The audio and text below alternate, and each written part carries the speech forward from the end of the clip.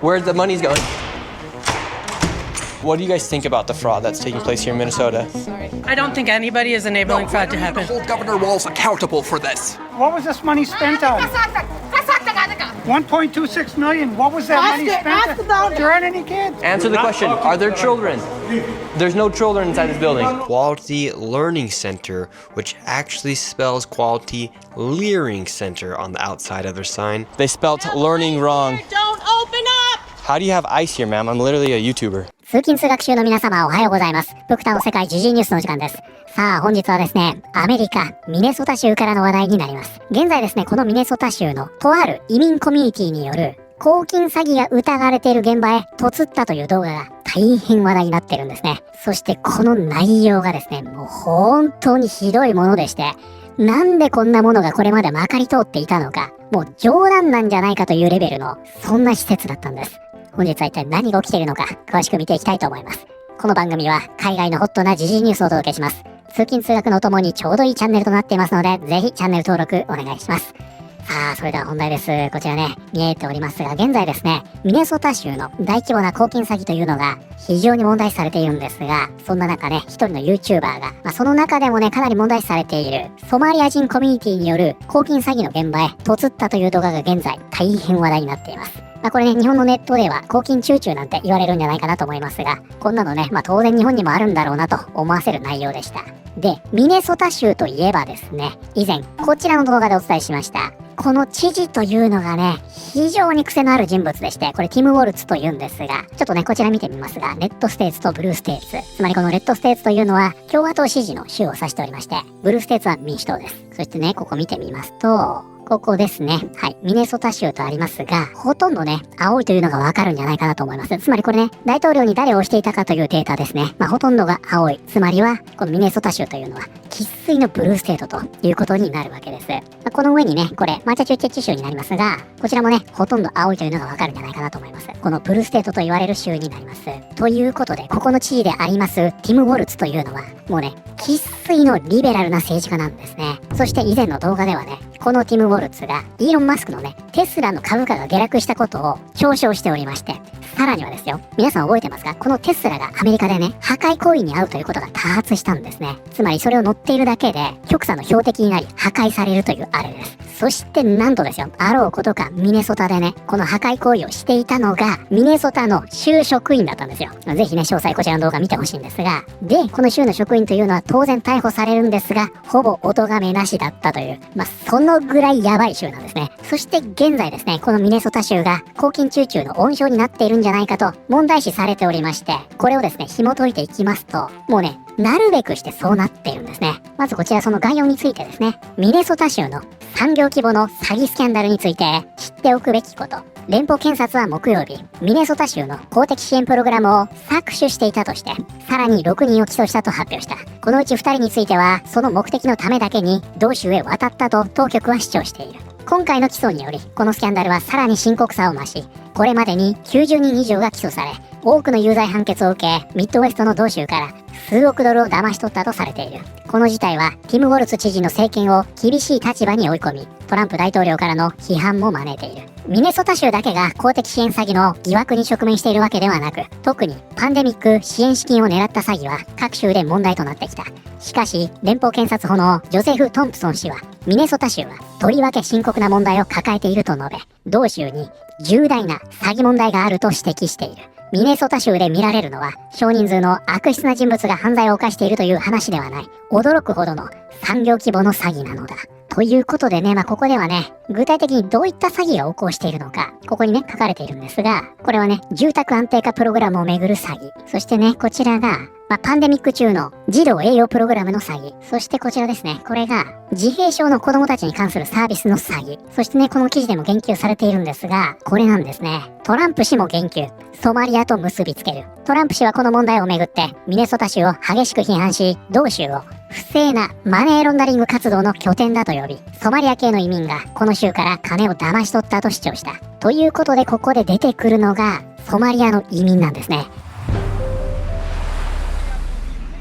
そして今回この現場に嫁ったのが一人のインフルエンサーでした。ティム・ウォルツも詐欺師たちも逃げ切れない。インフルエンサーがミネソタ州の児童保育をめぐる1億1000万ドル規模のスキャンを暴露。ということでこちらですね。スキャンとあります。こちらが本日のキーワードになります。Scam. 人を騙して金を稼いだり、利益を得たりするための不正な計画。特に人を欺くことを伴うもの。ということでね、こちらのスキャンというのは詐欺という意味になります。で、詐欺と言いますとですね、フロードというワードも使われるんですが、こちらのね、スキャンというのは、そのね、口語的な、よりカジュアルな言い方ですね。ですので、先ほど読みました、こちらのね、CBS のこちらの見出しでは、これね、フロードになっておりまして、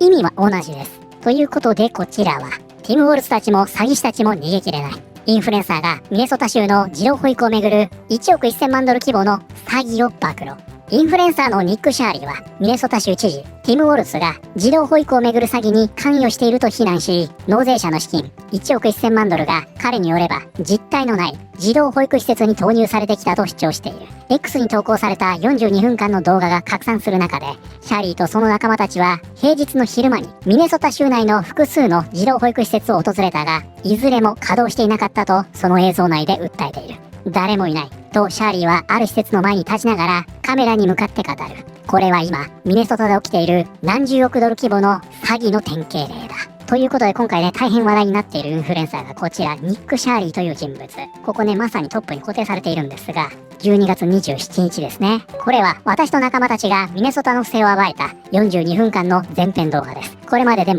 も重要な仕事だったかもしれない。たった1日で1億1000万ドル超を突き止めました。腐敗した政治家や詐欺師たちに責任を取らせる時です。私たちは皆こんなことが起きているのに対して働きすぎ、税金を払いすぎている。この不正は止めなければならない。ということでね、ここでその動画が拡散されていると。こういった状態なんですね。で、このニックさんはですね、こちらになりますが、YouTube チャンネルもね、持っておりまして、107万人登録者がいるということなんですが、この方ですね、こちら見ていただくとわかりますが、割とね、現場に嫁って、そこね、レポートするというスタイルの YouTuber のようですね。サムネ見るだけでもかなりね、政治色の強い YouTuber なんじゃないかなと思います。そして現在ね、こちらの最新動画が、このミネソタの動画になっています。で、ざっくりね、この動画の概要をお話ししますと、まず、このソマリア人のコミュニティの大規模な公金詐欺をね、公的な資料をもとに徹底的に調べている男性がいるんですね。これデイビッドという人物なんですが、彼にね、まずいかにこのソマリアのコミュニティがとんでもない詐欺を働いているのか、こういった話を聞くんですね。じゃあその現場ね、実際行ってみましょうということで、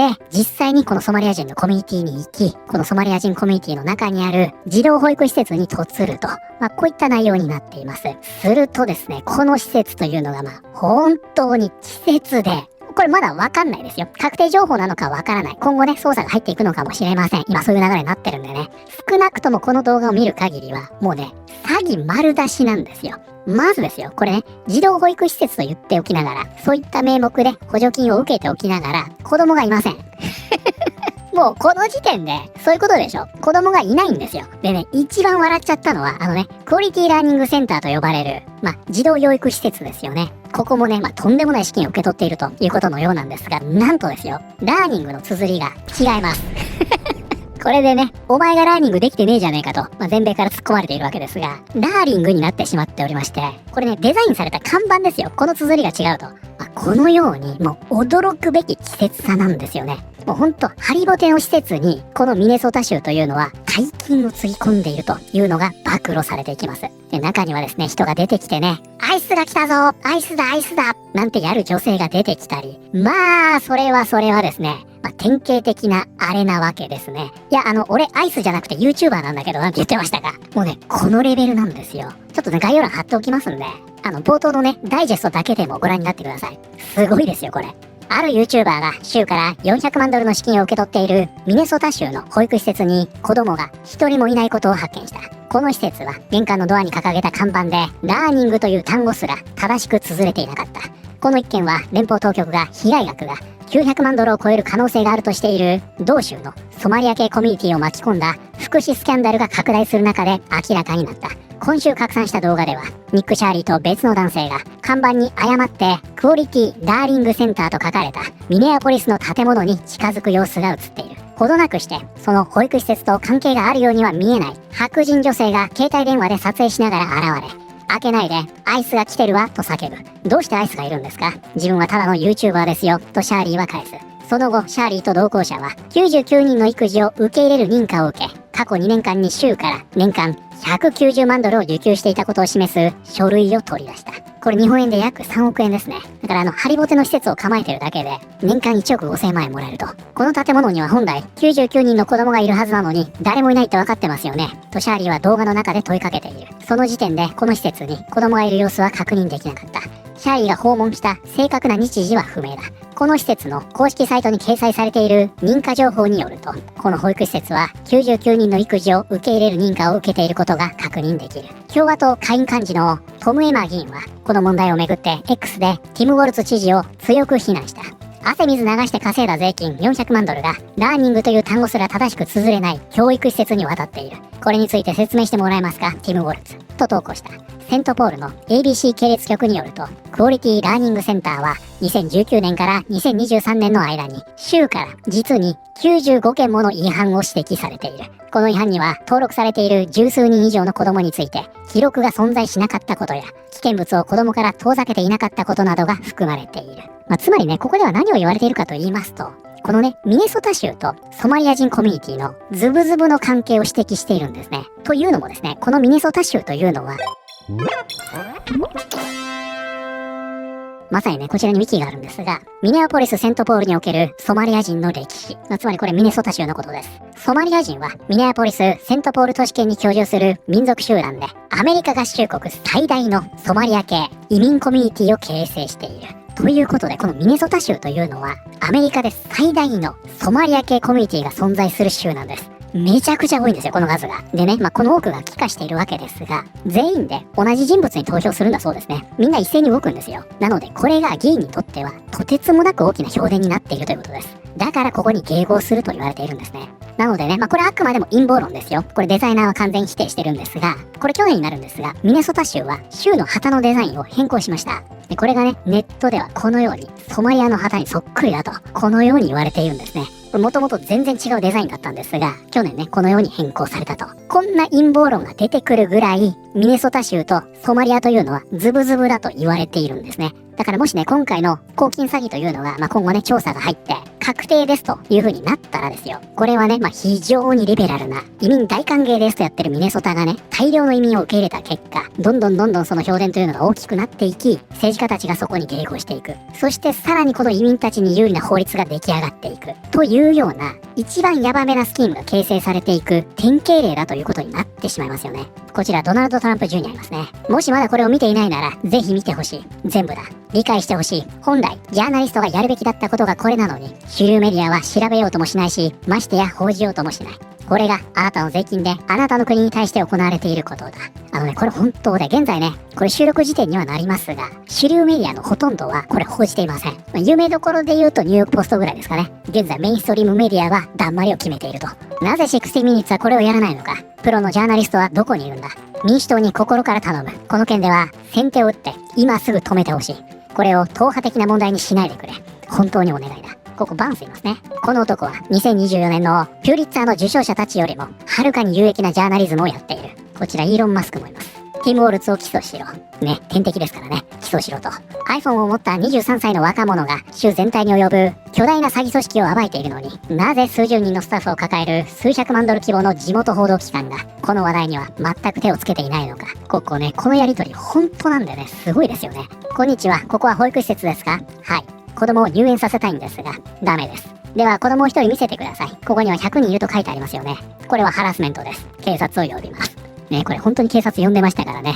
こちらメーガン・ケリーいますね。保守系のインフルエンサーです。これは到底容認できない。ティム・ウォルツ、あなたは共犯者だ。刑事責任を問うべきだ。ここでは触れられていないが、ニック・シャーリーはこの後に、この一つの建物に14のソマリア系医療会社が入っていることを確認している。繰り返すが、ミネアポリスの同一建物に14の怪しげな医療会社が登記され、何もせずに私たちの税金を盗んでいるという話だ。パーカー姿の23歳の YouTuber がたった1日でミネソタのメディア、CNN、ニューヨークタイムズ、司法省、FBI、国土安全保障省、そして60ミニッツの出演者全員を合わせたよりも、巨大なソマリア人と民主党による詐欺を暴いた。これこそが本物のジャーナリズムだ。そしてこの方ね、もしかすると彼らがドージをあそこまで必死に潰そうとしたのは、これが理由なのかもしれない。するとこれね、イーロン・マスクは引用しまして、はい。私たちは数百件の詐欺スキームを見つけた。これはその一つに過ぎない。あらゆる政府プログラムで大規模な不正が行われており、特にここね、ドッグアンズとありますが、週に一括交付される補助金のことですね。ここでは顕著だったということでですね、今回のね、この動画に関しては、政治家を含む、様々な著名人が反応しておりまして、おそらくですね、これ何かしらの進展があるんじゃないかなと、そういった流れになっています。はい、ということで本日はですね、現在、全米を賑わせております、ミネソタ州でのソマリア人コミュニティによる公金詐欺騒動を見てまいりました。いかがだったでしょうか？いやー、これはなかなかだったでしょう。ここまであからさまな詐欺というのがね、まだこれ、一応起訴はされていないんで、詐欺の疑いと言っておきますが、これがまかり通っているというのが、ほんと恐ろしいですよね。で、おそらくこれって、アメリカにもね、ミネソタ州だけではなくって、いろいろなところに点在していて、きっと日本にもあるでしょう。ないとは思いませんよね。現在ですね、もうこれ本当に大きな騒動に発展しておりまして、ミネソタ州のね、歴史的に見ても、最大級のスキャンダルになるんじゃないかと、そんな話まで出ているようですね。皆さんはこれについて、どのように思われたでしょうか？ということで、本日の動画は以上になります。この動画良かったよと思っていただいた方、ぜひチャンネル登録、グッドボタンお願いします。それではまた、通勤通学中にお会いしましょう。